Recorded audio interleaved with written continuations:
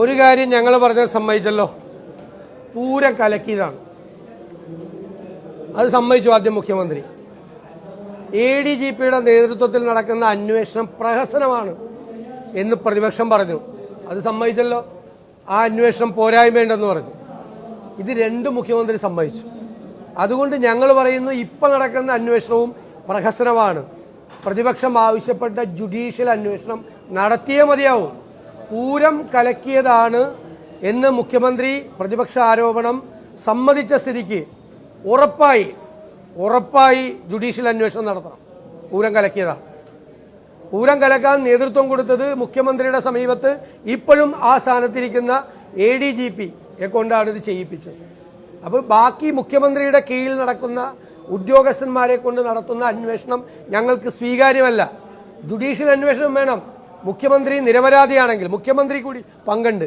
മുഖ്യമന്ത്രി കൂടി അറിഞ്ഞുകൊണ്ടാണ് പൂരം കലക്കിയത്. അതുകൊണ്ടാണ് രാത്രിയൊന്നും മുഖ്യമന്ത്രി ഇടപെടാതിരുന്നത്. അദ്ദേഹം പറഞ്ഞത് തെറ്റാണ്. അവസാന ഘട്ടത്തിലല്ല പൂരം കലക്കിയത്. രാവിലെ മഠത്തിൽ വരവ് തൊട്ട് പൂരം കലങ്ങി. വൈകുന്നേരത്തെ തെക്കോട്ടിറക്കത്തിൻ്റെ സമയത്ത് പ്രശ്നമുണ്ടായി. രാത്രി 9 മണിക്ക് ലാത്തി ചാർജ് ചെയ്തു. സാധാരണ ആളുകൾ പ്രവേശിക്കുന്ന സ്ഥലങ്ങളിലെല്ലാം അവിടെയെല്ലാം റോഡുകൾ തടഞ്ഞ് ബാരിക്കേഡുകൾ ഉണ്ടാക്കി ഭക്തജനങ്ങളെ ലാത്തി ചാർജ് ചെയ്തു. അപ്പോൾ ഇത് വെളുപ്പാങ്കാലത്തുണ്ടായതല്ല. ഈ രാവിലെ മുതൽ പൂരം കലക്കുകയാണ്. ADGPയുടെ സാന്നിധ്യം അവിടെ ഉണ്ടായിരുന്നു. മുഖ്യമന്ത്രി ഇത് അറിഞ്ഞിരുന്നു. അതുകൊണ്ട് ഈ അന്വേഷണം പോരാ, ജുഡീഷ്യൽ അന്വേഷണം തന്നെ വേണം. ഡൽഹിയിലെ PR ഏജൻസിയുടെ ഇൻ്റർവ്യൂ ഇപ്പോൾ പറയുന്നത് എന്താ? എനിക്കൊരു PR ഏജൻസി ഇല്ല, ഞാൻ മുൻ MLA TK ദേവകുമാറിൻ്റെ മകനാണ് എന്നോട് ഇൻ്റർവ്യൂ പറഞ്ഞത്, അതുകൊണ്ടാണ് പറഞ്ഞത്. അങ്ങനെ അല്ലല്ലോ ഹിന്ദു പത്രം പറഞ്ഞത്. ഹിന്ദു പത്രത്തിൻ്റെ വിശദീകരണക്കുറിപ്പ് ഹിന്ദു പത്രത്തിനെ സമീപിച്ചത് കെയ്സൺ എന്ന് പറയുന്ന ഏജൻസിയാണ് മുഖ്യമന്ത്രിയുടെ ഇൻ്റർവ്യൂ ഓഫർ ചെയ്തത്. അവരുടെ 2 റെപ്രസെൻറ്റേറ്റീവ്സ് ഈ ഇൻ്റർവ്യൂ നടക്കുന്ന സമയത്ത് മുഖ്യമന്ത്രിയുടെ സമീപത്ത് ഉണ്ടായിരുന്നു. ഇനി വാദത്തിന് സമ്മതിക്കുക, TK ദേവകുമാറിൻ്റെ മകൻ പറഞ്ഞിട്ടാണോ മുഖ്യമന്ത്രി ഇൻ്റർവ്യൂ കൊടുക്കണം? എന്നാൽ പിന്നെ PRD പിരിച്ചുവിട്, മുഖ്യമന്ത്രിയുടെ മാധ്യമ വിഭാഗം പിരിച്ചുവിട്, മീഡിയ സെക്രട്ടറിയെ പിരിച്ചുവിട്.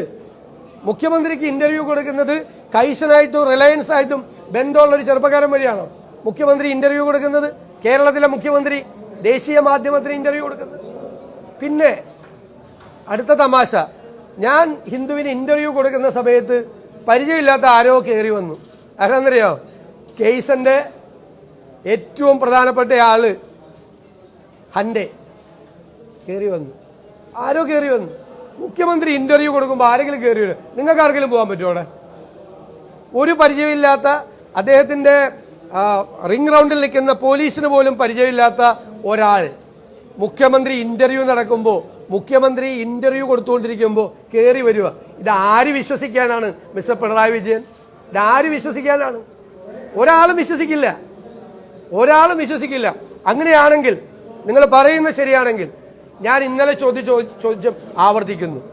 നിങ്ങൾ അങ്ങനെ ഒരു ഇൻ്റർവ്യൂ കൊടുത്തിട്ടില്ല, നിങ്ങൾക്ക് അങ്ങനെ ഒരു ഏജൻസി ഇല്ലെങ്കിൽ, നിങ്ങൾ പറയാത്ത കാര്യം എഴുതി കൊടുത്ത കൈസൺ എതിരായിട്ടും ആ ഇൻ്റർവ്യൂ പറയാത്ത കാര്യങ്ങൾ റിപ്പോർട്ട് ചെയ്ത ഹിന്ദുവിനെതിരെയും നിങ്ങൾ കേസ് കൊടുക്കുമോ? ഗുരുതരമായ ആരോപണമല്ലേ പറഞ്ഞിരിക്കുന്നത്. മുഖ്യമന്ത്രി പറയാത്ത കാര്യം, മുഖ്യമന്ത്രിക്കായിട്ട് ഒരു ബന്ധവും ഇല്ലാത്ത ഏതോ ഒരു ഏജൻസി എഴുതി കൊടുത്തിരിക്കുന്നു.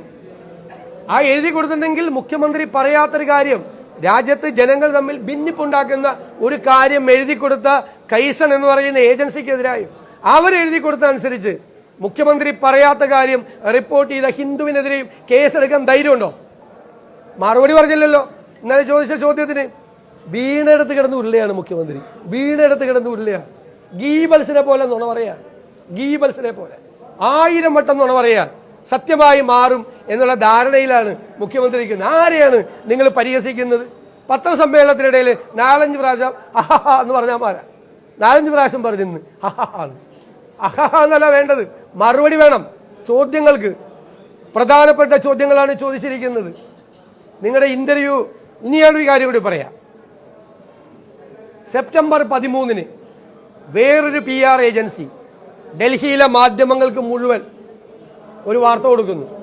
ആ വാർത്തയിൽ കഴിഞ്ഞ 5 കൊല്ലമായി കേരളത്തിൽ നടത്തുന്ന മലപ്പുറം ജില്ലയിൽ നടത്തുന്ന സ്വർണ്ണക്കള്ളക്കടത്തിൻ്റെ വിവരങ്ങളാണ്, ഹവാല പണത്തിൻ്റെ വിവരങ്ങളാണ്.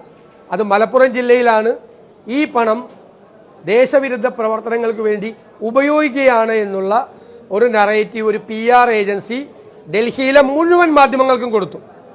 സെപ്റ്റംബർ 13-ാം തീയതി 21-ാം തീയതി മുഖ്യമന്ത്രി പത്രസമ്മേളനം നടത്തും. 1 മണിക്കൂർ 40 മിനിറ്റ് നീണ്ടു നിന്ന പത്രസമ്മേളനം. അതിൽ 5 കൊല്ലത്തെ കണക്ക് പറയുന്നില്ല, 3 കൊല്ലത്തെ കണക്ക് മാത്രം പറയുന്നു. മലപ്പുറം എന്ന് പറയുന്നില്ല. വീണ്ടും ഇപ്പോൾ 29-ാം തീയതി ഹിന്ദുവിന് കൊടുത്ത ഇന്റർവ്യൂ, അതിൽ ഈ സ്വർണത്തിന്റെ അതേ കണക്ക്. എന്നിട്ട് രണ്ടാമത് എഴുതി കൊടുക്കുന്നു അത് മലപ്പുറത്താണ്, അത് ദേശവിരുദ്ധ പ്രവർത്തനങ്ങൾക്കാണ് ഉപയോഗിക്കുന്നതെന്ന് എഴുതി കൊടുക്കുന്നു. ഈ മൂന്നും, അതായത് സെപ്റ്റംബർ 13-ാം തീയതി മറ്റൊരു PR ഏജൻസി ഡൽഹിയിലെ മാധ്യമങ്ങൾക്ക് കൊടുത്ത ഈ സ്വർണ്ണക്കള്ളക്കടത്തിന്റെ വിവരവും, സെപ്റ്റംബർ 21-ാം തീയതി മുഖ്യമന്ത്രി പത്രസമ്മേളനം നടത്തി 3 കൊല്ലത്തെ മലപ്പുറം ജില്ലയിലെ ഈ വിഷയങ്ങളും, ഇപ്പോൾ 29-ാം തീയതി ഹിന്ദുവിന് കൊടുത്ത ഇന്റർവ്യൂ, ഈ 3 ഡ്രാഫ്റ്റും ഈ 3 നറേറ്റീവും നമ്മുടെ കയ്യിലുണ്ട്, മാധ്യമങ്ങളായ നിങ്ങളുടെ കയ്യിലുണ്ട്. ഇത് 3 ഒരു സ്ഥലത്ത് തയ്യാറാക്കിയതാണ്. കേരളത്തിൽ സംഘപരിവാർ അജണ്ട കേരളത്തിൽ നടപ്പാക്കാൻ വേണ്ടി തയ്യാറാക്കിയ സ്ക്രിപ്റ്റാണത്.